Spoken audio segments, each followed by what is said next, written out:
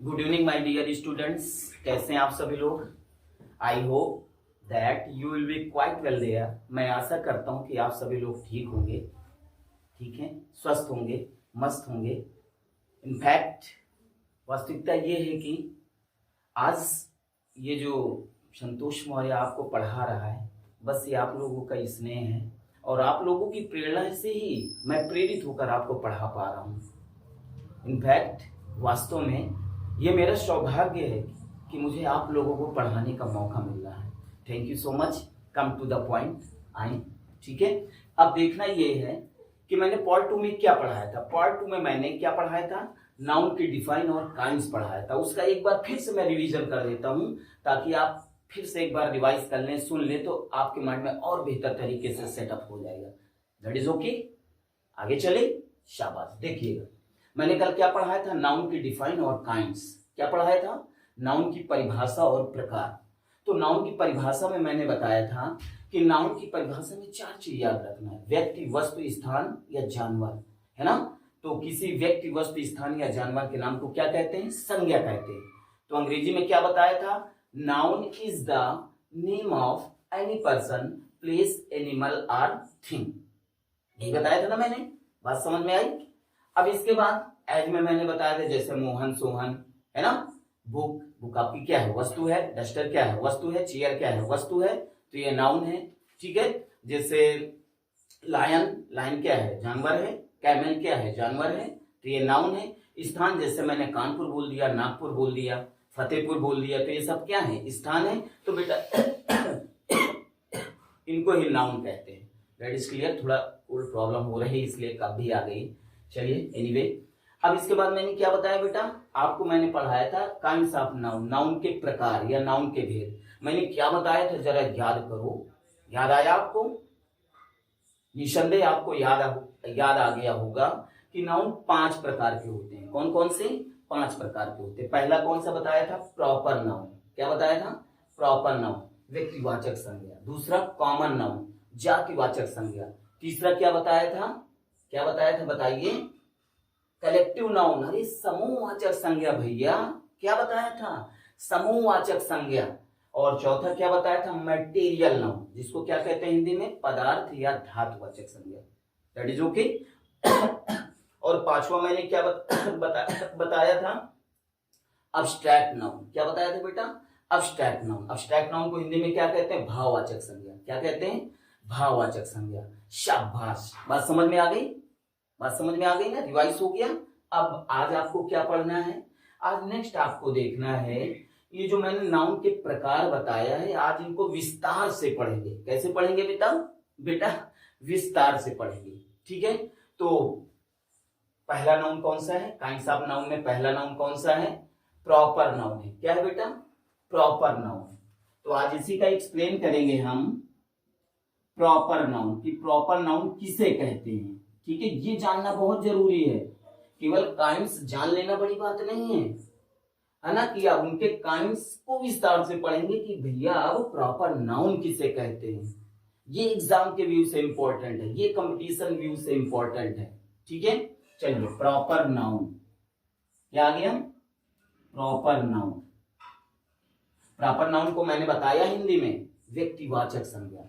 तो अब आपको समझना है व्यक्तिवाचक संज्ञा किसे कहते हैं, ठीक है। तो प्रॉपर नाउन को हिंदी में क्या कहते हैं, व्यक्तिवाचक संज्ञा। अर्थात जैसा नाम है वैसा काम भी है, जिसमें किसी व्यक्ति या जिसमें किसी विशेष व्यक्ति, वस्तु या स्थान का बोध होता है, उसे हम प्रॉपर नाउन कहते हैं। याद हुआ या नहीं हुआ, फिर से एक बार रिवाइज कर रहा हूं। व्यक्तिवाचक संज्ञा, प्रॉपर नाउन को क्या कहते हैं, व्यक्तिवाचक संज्ञा।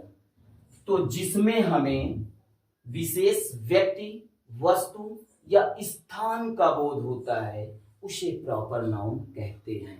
बात समझ में आ गई। क्या लिखना पड़ेगा, थ्योरी लिखना पड़ेगा, या जो मैं बोल रहा हूं आप लिख लेंगे, लिख लोगे ना आप, जो मैं बोल रहा हूं एक बार फिर से रिवाइज कर रहा हूं कि जिसमें हमें, अब देखिए प्रॉपर नाउन किसे कहते हैं, जिसमें हमें विशेष व्यक्ति, वस्तु या स्थान का बोध होता है, उसे प्रॉपर नाउन कहते हैं। बात समझ में आ गई। अब ये लिख लीजिएगा आप, एज जैसे, क्या जानना है? एज जैसे। अरे भैया जैसे आपका आ गया, जैसे आ गया अशोक। अब ये बताइए व्यक्ति है या नहीं? व्यक्ति है तो विशेष है या नहीं? तो बताइए कौन सा नाउन होगा? प्रॉपर नाउन होगा। क्या होगा? Proper noun. जैसे कह दिया जाए आगरा, क्या कह दिया जाए बेटा? आगरा। बताइए ये स्थान का नाम है तो विशेष पर्टिकुलर प्लेस है, विशेष स्थान है या नहीं? तो ये आपका क्या हो गया? प्रॉपर नाउन हो गया। क्या हो गया? प्रॉपर नाउन हो गया। और जैसे कह दिया जाए वस्तु, जैसे ले लें बेंच या डस्टर, DUSTER, डस्टर। वस्तु है या नहीं?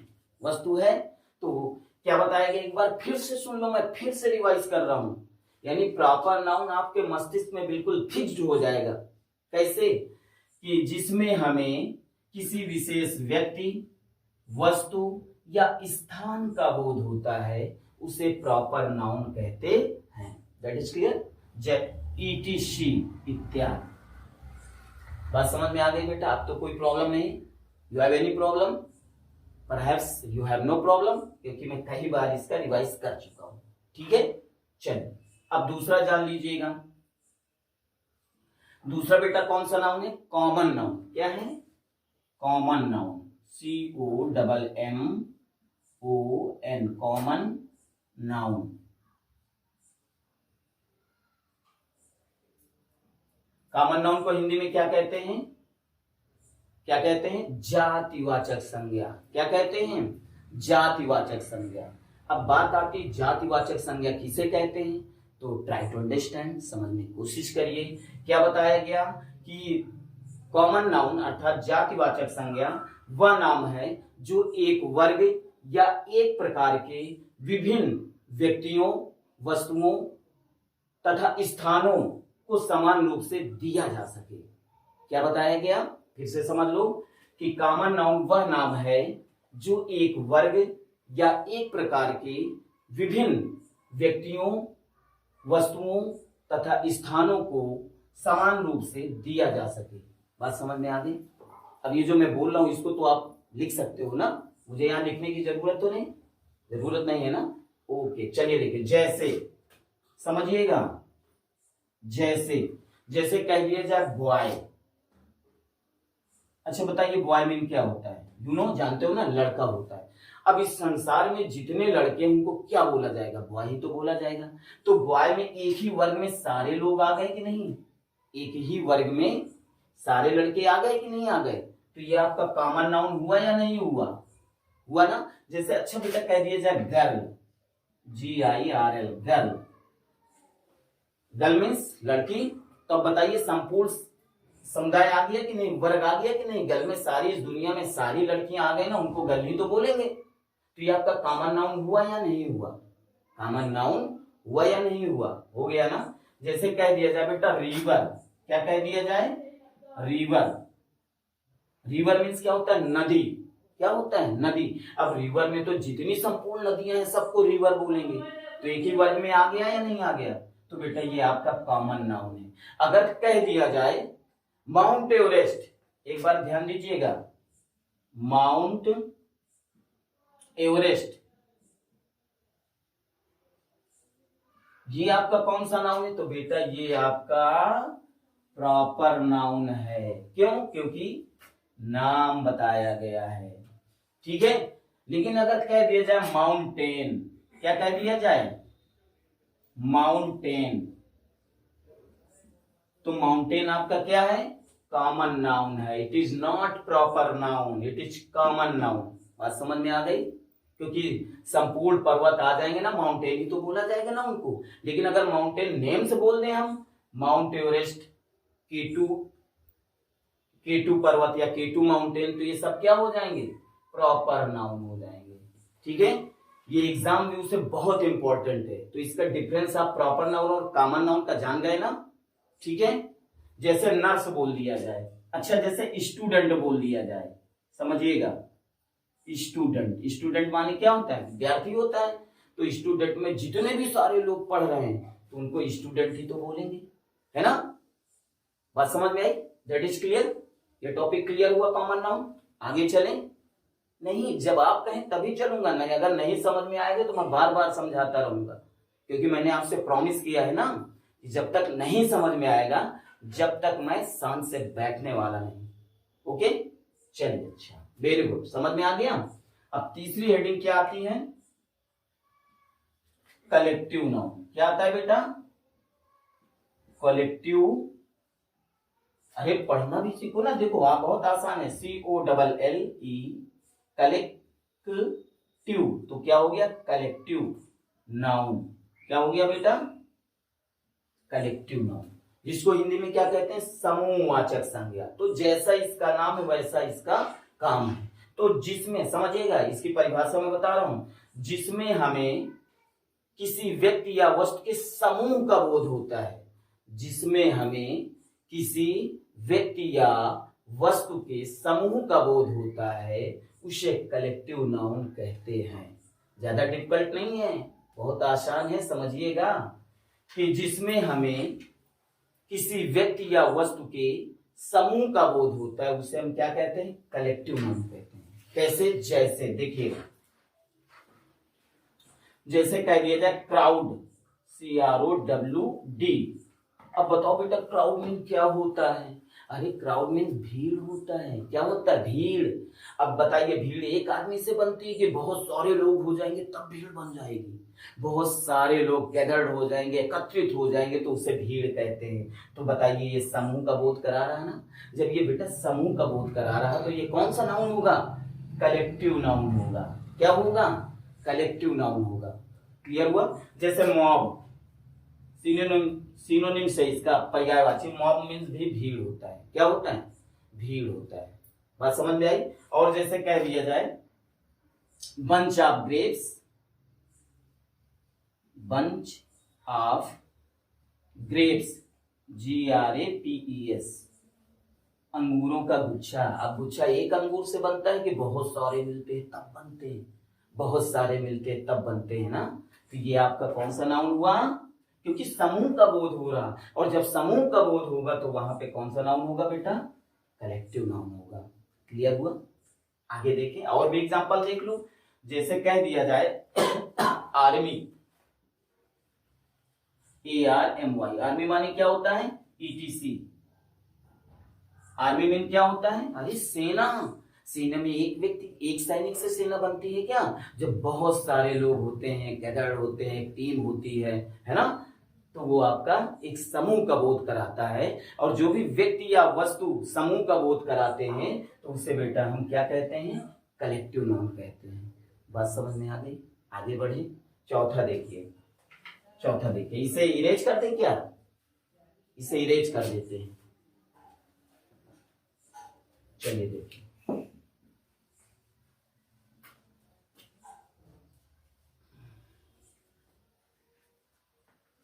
चौथा नंबर क्या है? चौथा नंबर क्या है? Material noun. क्या है? METERIAL, material. कैपिटल से अच्छा लिख देते हैं, मटेरियल नाउन। मटेरियल नाउन को क्या कहते हैं? कल बताया था, पदार्थ या धातुवाचक संज्ञा। अर्थात किसे कहते हैं? अरे जिसमें हमें धातु का बोध हो, जिसमें हमें किसी धातु या पदार्थ का बोध होता है उसे हम मटेरियल नाउन कहते हैं। या जिससे हमें धातु या पदार्थ का बोध होता है, मेटल्स का बोध होता है, मेटल का बोध होता है, उसे हम क्या कहते हैं? मटेरियल नाउन कहते हैं। यानी जिससे हमें धातु या पदार्थ का बोध होता है उसे हम क्या कहते हैं? मटेरियल नाउन कहते हैं। ठीक है? जैसे देखिएगा, समझिएगा, जैसे मटेरियल नाउन, अरे जैसे भैया आयरन। आयरन मीन क्या होता है बताओ? आयरन मीन्स लोहा। जानते हैं आप? आयरन मीन्स लोहा। गोल्ड, गोल्ड मीन्स क्या होता है? सोना। चलिए ठीक है। Silver, SILVER, silver. ये सब आपके कौन से नाउन है? मटेरियल नाउन है। और जितनी भी खाद्य सामग्री होती है, जैसे कह दीजिए व्हीट। व्हीट मीन क्या होता है बेटा? एवरीबॉडी नोज, व्हीट मीन्स गेहूं होता है। क्या होता है? गेहूं होता है। राइस, क्या आ जाता है? राइस, राइस मीन्स चावल, ETC। ये सब बेटा आपके मटेरियल नाउन होते हैं। ठीक है, एक बार फिर से बता दे रहा हूं ताकि आप बेहतर तरीके से समझ सकें, बेहतर तरीके से आपके मस्तिष्क में फिक्स हो सके। तो मटेरियल नाउन पदार्थ या धातुवाचक संज्ञा, तो जिसमें हमें धातु या पदार्थ का बोध होता है उसे हम क्या कहते हैं, मटेरियल नाउन कहते हैं। जैसे iron, gold, silver, wheat, rice. बात समझ में? That is clear. आगे बढ़े, शाबाश, आगे पढ़ते हैं। देखिए देखिए भाई, मन से पढ़िएगा, मन से पढ़ना पड़ेगा, ठीक है।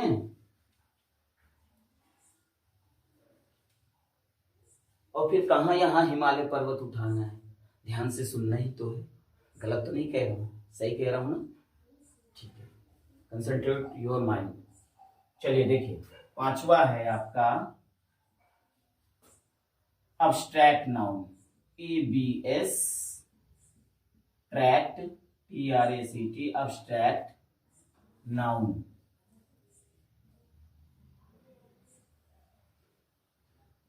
अब बेटा अब्स्ट्रैक्ट नाउन को क्या कहते हैं हिंदी में? भाववाचक संज्ञा कहते हैं। क्या कहते हैं? भाववाचक भाववाचक संज्ञा, अर्थात जिसे केवल फील किया जा सके, स्पर्श न किया जा सके, वही आपका भाववाचक संज्ञा कहते हैं।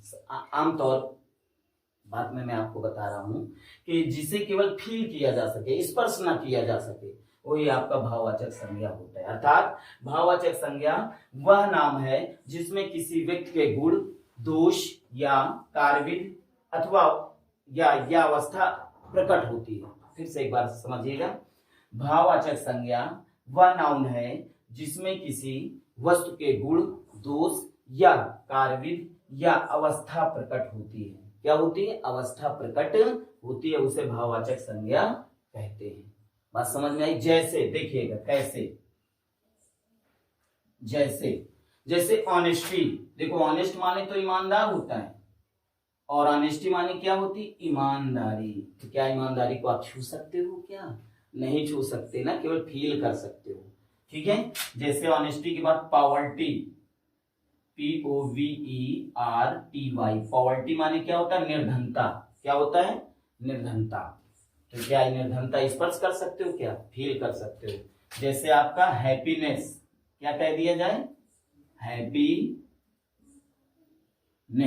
हैप्पीनेस में क्या होता है? प्रसन्नता। क्या होती है? प्रसन्नता। ये सारी चीजें हम फील करते हैं, ना कि स्पर्श करते हैं। और जिसे हम स्पर्श ना कर सके, है ना, वही आपका क्या होता है? अब्स्ट्रैक्ट नाउन होता है। क्या होता है? अब्स्ट्रैक्ट नाउन होता है, ETC। और जैसे देख सकते हो शारू, SORROW, शारू माने क्या होता है? दुख, ETC इत्यादि। That is clear. Abstract noun समझ में आया ना? आमतौर में आप ये बोल सकते हो कि जिसे स्पर्श ना किया जा सके, केवल फील किया जा सके, जिसे अनुभव किया जा सके, वही आपका क्या होता है? अब्स्ट्रैक्ट नाउन होता है। That is clear. सारे लोग जो मैंने बोला है, जो पढ़ाया है, राइट करेंगे, बेहतर तरीके से पढ़ेंगे, रिवाइज करेंगे। और एक चीज याद रखिए, जैसे ही वर्ब आपका फिनिश होगा, वर्ब के बाद मैं आपको टेंसेस पढ़ाऊंगा, तो उसके लिए आपको काम भी करना है। क्या करना है? आपको डिक्शनरी मजबूत करना है।